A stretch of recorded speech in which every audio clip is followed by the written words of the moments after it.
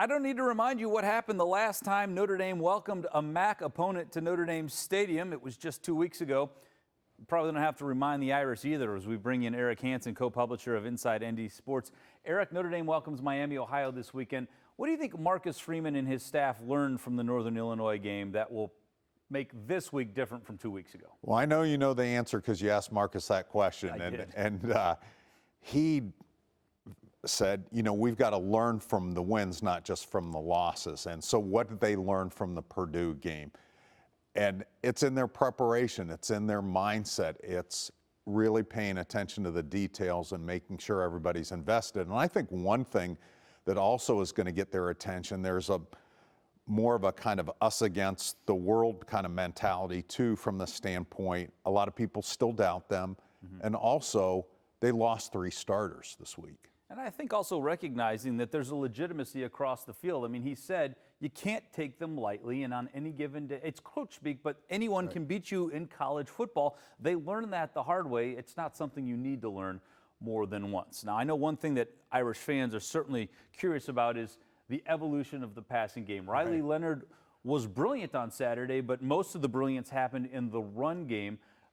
I think you think that, A, we will see more of him running this week, but also there's a recognition that at some point the passing game needs to evolve. Yeah, and his stats from a passing standpoint were the best that they've been since the game before he hurt himself against Notre Dame as a Duke player last September. But you have to have 2 tracks with this. You have to have the short-term gains and what's the long game here, because Notre Dame still has high goals for this season. They want to still end up in the playoff. They want to win a playoff game at least. So those don't always match up, and this is one of those weeks where it does. So everybody, let's see it, air it out. But Miami is probably the 3rd best pass defense they'll face the rest of the season.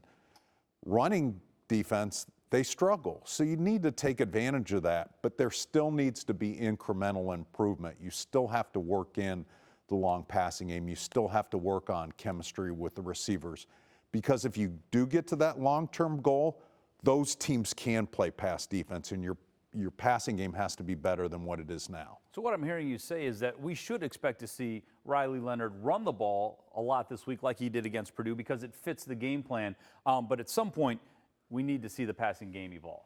Absolutely, and we need to see Jeremiah Love and Jadarian Price run the ball too. And it's not just about Riley Leonard, it's about receivers stepping up and getting their timing, getting their confidence. And, you know, eventually you want a receiver on the field side who's going to be able to stretch a defense and open things up for the rest of it.